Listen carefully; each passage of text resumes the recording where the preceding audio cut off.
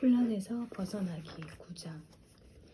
지금까지 살펴본 내용에도 불구하고 아직도 운이 좋아 건강하고 부자이며 잘생긴 사람들은 훨씬 더 행복할 것이라고 생각하는 사람이 있을지 모른다. 그렇다면 모든 것이 우리 마음대로 되지 않고 불행이 닥칠 때는 어떻게 삶의 질을 향상시킬 수 있을 것인가? 사실 금전적인 여유가 있는 사람만이 즐거움과 쾌락의 차이점에 관해서 깊이 생각해 볼 여유가 있지. 대부분의 사람들에게는 그와 같은 차이점에 대해 생각한다는 것 자체가 사치스러운 일일지도 모른다. 흥미롭고 수입도 높은 전문직을 가지고 있다면 직업이 주는 도전과 복합성에 대해 생각해 보는 것도 괜찮다. 하지만 기본적으로 지루하고 비인간적인 직업이라면 구태여 이 직업 자체를 개선할 필요까지 있을까? 병이 들거나 빈곤하고 혹은 역경에 처한 사람들에게도 과연 의식의 통제를 기대할 수 있을 것인가? 물론 구체적인 물질적 조건이 개선되고 나서야 비로소 플로우가 그들 삶의 질적 향상에 도움이 될 수 있을 것이다. 다시 말해 최적 경험은 건강이나 부와 같이 기본적인 재료로 만들어진 케이크 위에 크림과도 같은 것이어서 그 자체만으로는 보잘것없는 하나의 장식에 불과할 뿐이다. 더욱 현실적이고 구체적인 요건 위에서만 플로우가 삶의 주관적 양상을 만족스럽게 변화시켜줄 수 있는 것 아닌가. 두말할 필요도 없이 이 책에서 제시하는 이론은 이와 같은 결론을 반박하는 것이다.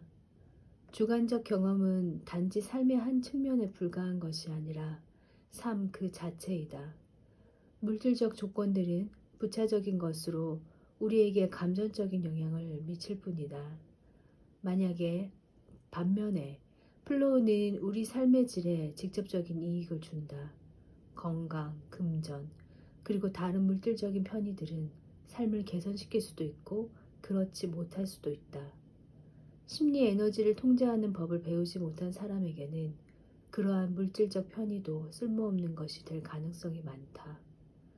이에 반해 모진 고난을 겪고서도 그 공경을 이겨냈을 뿐 아니라 결국은 자신의 삶을 진정으로 즐길 수 있게 된 사람도 많다. 만약 어떻게 상상조차 할 수 없는 난관을 겪으면서도 마음의 평정을 얻고 복합적인 자아의 성장까지 이루어낼 수 있는 것일까? 이와 같은 의문을 이번 장에서 탐구해 보기로 하자. 더 나아가서 스트레스를 유발하는 사건들에 대처해 나갈 수 있는 전략을 고찰하게 될 것이며 자기 목적적 자아가 혼란 속에서도 질서를 창조해내는 법 또한 살펴보기로 한다. 비극 이겨내기.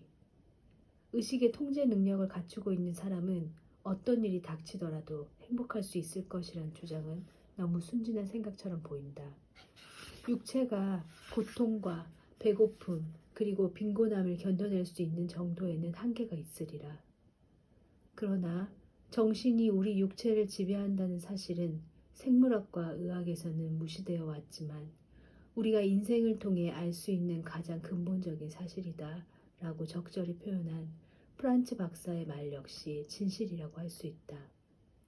전인의학과 치명적 질병을 물리친 성공적인 투병기가 소개된 노먼 커즌스의 저서와 같은 책들, 그리고 시겔의 자가치료에 관한 설명 등이 20세기에 들어 만연하게 된 추상적이고 유물론적인 관점에서 건강을 파악하는 시각을 서서히 바꾸어 놓기 시작하고 있다. 여기서 강조하고 싶은 점은 인생에서 플로우를 발견하는 법을 아는 사람은 절망적인 상황조차 즐길 수 있다는 것이다. 밀라노 대학의 마시니니 심리학과 교수는 극단적인 장애에도 불구하고 플로우를 성취한 사람들에 관한 놀라운 사례를 수집하였다. 마시미니 교수 연구팀에 참여하였던 한 그룹은 대체로 과거에 사고를 당해 다리를 못 쓰게 된 하반신 불구의 젊은이들로 구성되어 있었다. 이 조사에서 발견한 놀라운 사실은 그들 대다수가 하반신을 불구로 만든 사고를 일생에서 가장 부정적이면서도 또 가장 긍정적인 사건으로 언급하였다는 것이다. 이와 같은 사고 피해자들이 비극적인 사건을 긍정적으로 여길 수 있었던 이유는 그 사건으로 말미암아 상충되고 불필요한 선택을 줄이고 매우 분명한 목표들에만 집중을 할 수 있게 되었기 때문이었다. 장애인이 되어 직면하게 된 제한적 상황에 맞추어 새로이 설정된 목표들을 이루어 나가면서 이들은 그 이전에는 경험하지 못했던 명확한 목적의식을 느꼈다고 한다. 살아가는 법을 다시 배우는 것, 그 자체가 즐겁고 자랑스러운 일이었으며 그들은 엔트로피의 원천이라 할 수 있는 사고를 오히려 내적 질서를 확립시키는 계기로 삼을 수 있었다.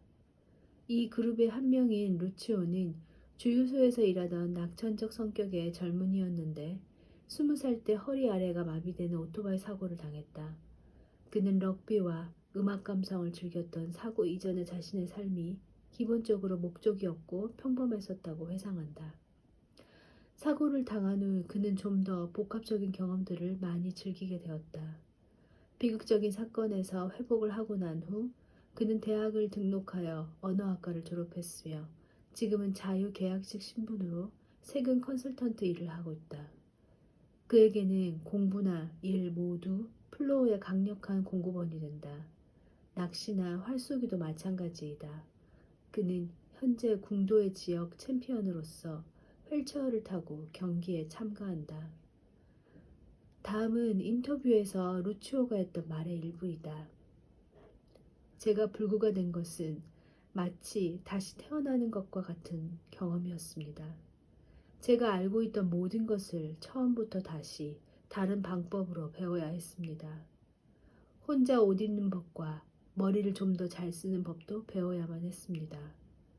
저는 환경을 통제하려 하지 않고 그 환경의 일부가 되어야 했습니다. 그러기 위해서는 헌신과 의지력 그리고 인내심이 필요했습니다. 앞으로도 제 능력이 점차 향상되어서 장애의 한계를 계속 넘어서리라고 생각합니다. 누구에게나 목적이 있어야 하는 것입니다. 하반신 불구의 장애가 된 후에 이와 같은 발전이 제 인생의 목적이 되었습니다.